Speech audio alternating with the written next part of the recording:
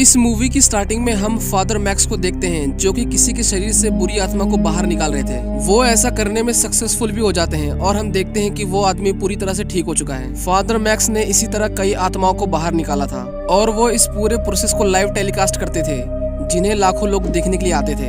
उनके शो का नाम क्लींसिंग आवर था, लेकिन सच्चाई ये नहीं थी जो वो कैमरे के सामने दिखाते थे, बल्कि वो सभी एक फ्रॉड थे।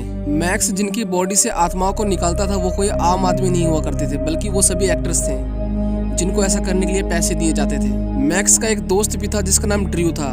वो कैमरे के पीछे की सारी चीजों को कंट्रोल किया करता था। वो सभी ऐसा इसलिए करते थे ताकि वो लोगों को कपड़े बेच सकें जो उन्हें शैतान से दूर रखेगा, लेकिन सच्चाई तो ये थी कि वो बस एक आम कपड़ा था। मैक्स इस बात से बहुत ही नाराज था क्योंकि उसके इंस्टाग्राम पे 50,000 से भी ज्यादा फॉलोअर्स थे, लेकिन फिर भी उसे वेरिफिकेशन टिक नहीं मिला था। हम एक लड़की राइले को देखते हैं जो कि शो के अंदर सभी लाइट्स और स्मोक को कंट्रोल किया करती थी। शो के खत्म होने के बाद वो सभी बार के अंदर आते हैं और वहाँ पर बहुत सारी शराब पीते हैं। हम एक आदमी को देखते हैं जो कि फादर मैक्स के बारे में विकिपीडिया पे कुछ पढ़ रहा होता है और यहाँ पर हमें पता चलता है कि विकिपीडिया पर भी लिखा होता है कि वो एक फादर नहीं है। अगली सुबह हम ड्रू की दोस्त को देखते हैं जिसका नाम लेन था। वो भी इस शो का एक हिस्सा थी, लेकिन उसे ये सब करना बिल्कुल भी पसंद नहीं था, लेकिन फिर भी वो उन दोनों को सपोर्ट किया करती थी। रात हो जाती है और हम एक ट्रांसजेंडर लेडी को देखते हैं जो कि मैक्स का एड्रेस ढूंढ रही थी, क्योंकि उस रात को जो शो होने वाला था उसके अंदर उसी को एक्टिंग करनी थी। लेकिन रास्ते में कुछ अजीब से लोग उसे मार डालते हैं। उनका शो कुछ ही देर के अंदर स्टार्ट होने वाला था, लेकिन वो लेडी अभी तक वहाँ पर नहीं आई थी।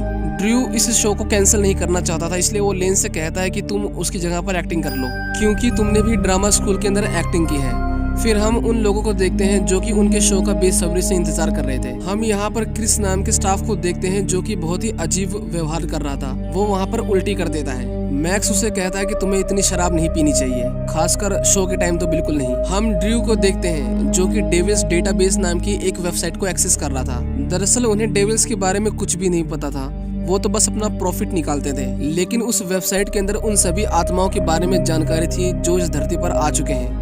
ड्रू उसी वेबसाइट से इंफॉर्मेशन को कलेक्ट कर अपनी स्क्रिप्ट को पूरा करता था, जिसे एक्ट्रेस को बाद में स्टेज पर पढ़ना होता था।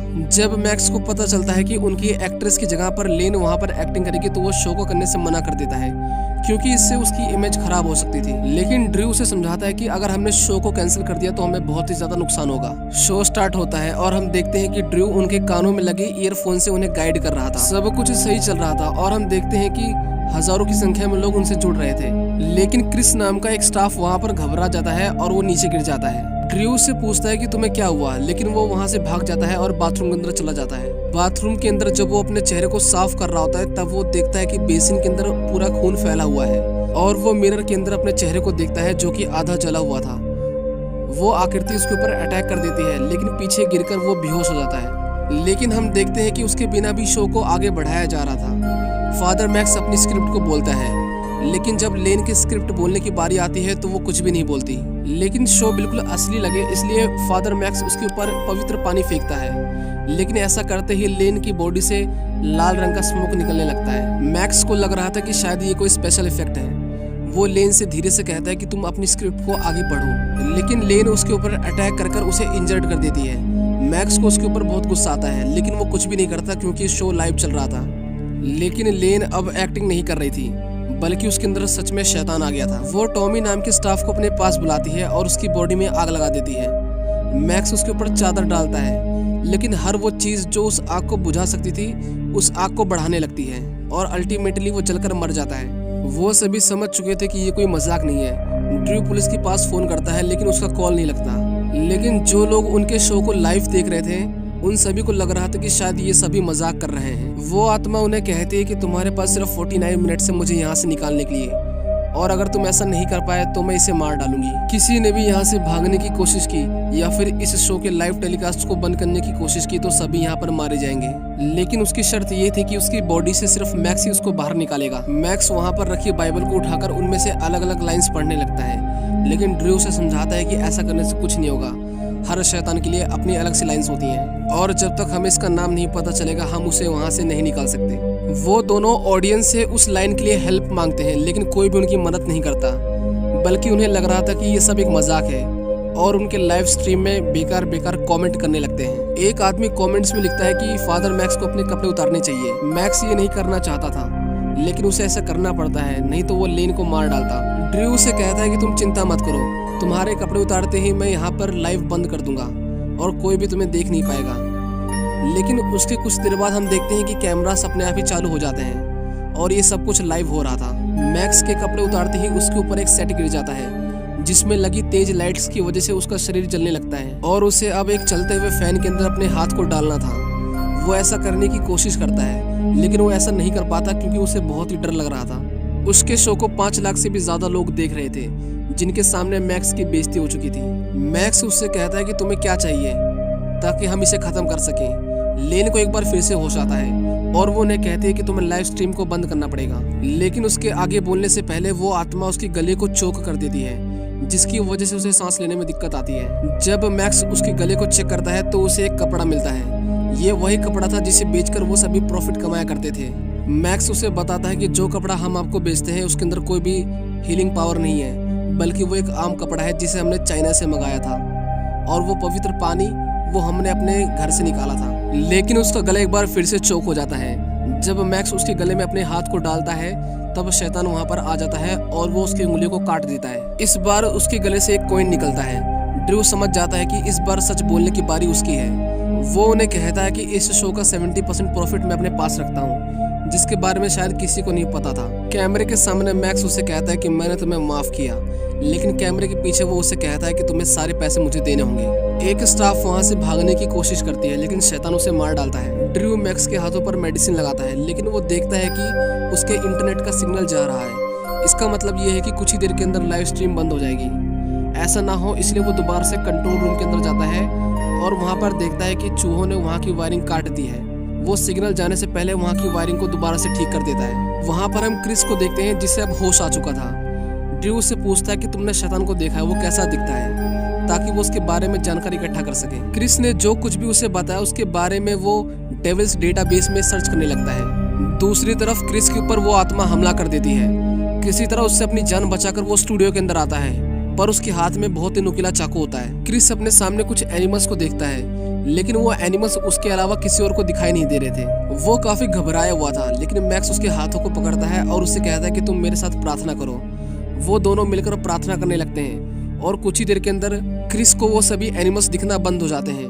लेकिन कुछ ही देर बाद वहां पर वो एनिमल्स दोबारा से आ जाते हैं, लेकिन उन्हें मारने की जगह वो खुद ही को मारने लगता है और अंत में अपने गले को काटकर अपनी जान दे देता है। वो आत्मा उनसे कहती है कि मैं सभी को छोड़ दूंगी, लेकिन तुम्हें फांसी के फंदे पर लटक कर अपने गुनाहों को कबूल करना पड़ेगा। और तुम्हारे मरने से पहले अगर इस शो को देख रहे सभी लोगों ने तुम्हें 100% लाइक्स दिए तो तुम्हारी जान बच जाएगी। मैक्स अपने गले में फांसी का फंदा डाल लेता है और सभी लोगों को बताता है कि किस तरह उसने फ्रॉड किया। मैक्स को अपने सामने एक लेडी की आत्मा दिखती है। ये वही लेडी थी जो उसे बचपन में टॉर्चर किया करती थी, लेकिन एक दिन उसने अपने बचाव में उस लेडी को धक्का दे दिया था, जिसकी वजह से उसकी मौत हो गई थी। वो लेडी मैक्स से कहती है कि तुम अपने गुनाहों को कबूल मत करो, तुम्हारी जान बच जाएगी। लेकिन मैक्स जानता था कि उसने गलती की है, इसीलिए वो करोड़ों लोगों के सामने अपने गुनाह को कबूल कर लेता है। सभी लोगों को विश्वास हो गया था कि वो नाटक नहीं कर रहे, इसीलिए उसकी जान बचाने के लिए जितना हो सके वो उतना ज्यादा वीडियो को लाइक कर रहे थे। लेकिन समय खत्म हो जाता है और वो आत्मा लेन को नुकसान पहुंचाने लगती है। लेन को एक बार फिर से होश आता है। वो उसे कहती है कि तुम्हें लाइव स्ट्रीम को बंद करना होगा, ये तुम्हारे साथ खेल रहा है।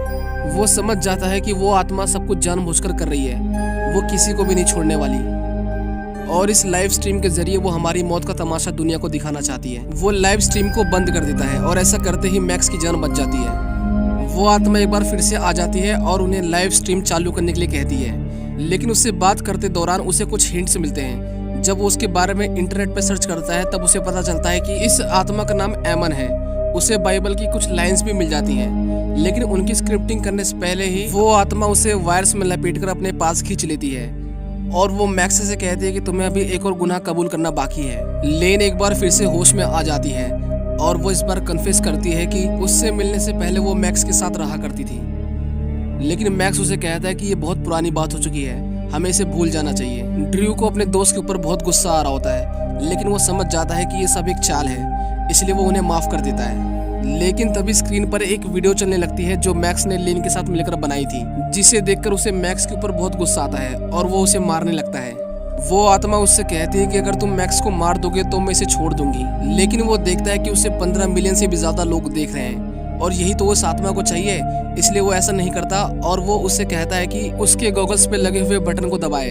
ऐसा करते ही बाइबल की लाइंस उसके चश्मे के सामने दिखने लगती हैं, जिन्हें वो स्क्रीन पर टेलीकास्ट कर देता है और मैक्स उन सभी लाइंस को पढ़ने लगता है। उन मंत्रों का असर आत्मा के ऊपर होने लगा था, लेकिन इसकी वजह से लेन को बहुत तकलीफ हो रही थी। कुछ देर बाद वो शांत हो जाती है। उन्हें लग रहा था कि सब कुछ खत्म हो गया है।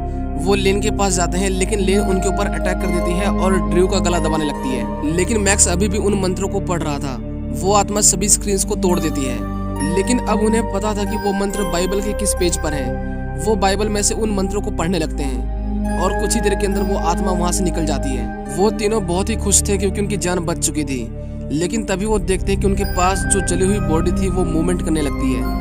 ड्रू उन्हें कहता है कि मैंने आत्मा को भगाने के लिए उस लिस्ट के अंदर जितने भी नाम थे सभी नामों को पढ़ दिया था, लेकिन फिर भी ये खत्म क्यों नहीं हुआ। लेकिन डेविल उसे कहता है कि वो सारी लिस्ट मैंने ही तैयार की है। इसका मतलब ये है कि डेविल्स डेटाबेस नाम की वेबसाइट इंसानों ने नहीं बल्कि शैतान ने अपने हाथों से खुद लिखी है, और जिन मंत्रों को वो सभी पढ़ रहे थे वो डेविल को धरती पर बुलाने के मंत्र थे। हम डेविल को देखते हैं जो कि उस जले हुए आदमी के शरीर से बाहर निकलता है। वो दिखने में बहुत ही भयानक था और उसके सिर पर बड़े बड़े हॉर्न्स थे। डेविल कैमरे के पास जाता है और उसके अंदर देखते हुए कुछ मंत्रों को पढ़ता है। थोड़ी देर बाद वो वायरिंग को काटकर लाइव स्ट्रीम बंद कर देता है और हम देखते हैं कि जितने भी लोग उस लाइव स्ट्रीम को देख रहे थे अब वो शैतान के काबू में थे। उन सभी की आंखें सफेद हो गई थी और हम देखते हैं कि वो अपने आसपास बैठे हुए लोगों को बेरहमी से मारने लगते हैं ताकि शैतान अपनी भूख को मिटा सके। एक छोटा बच्चा भी उनकी लाइव स्ट्रीम को देख रहा था। वो प्रेसिडेंट का बेटा होता है और वो अपने फादर को ही मार डालता है। उन तीनों को रेस्क्यू करने के लिए वहाँ पर एम्बुलेंस आती है। हम देखते हैं कि मैक्स के फोन पर एक मैसेज आता है। उसे ओपन करने पर पता चलता है कि उसके इंस्टाग्राम पर 40 लाख से भी ज्यादा फॉलोअर्स हो चुके हैं। लेकिन इसी के साथ दुनिया की तबाही की भी शुरुआत हो चुकी है और इसी के साथ ये मूवी यहीं पर खत्म हो जाती है।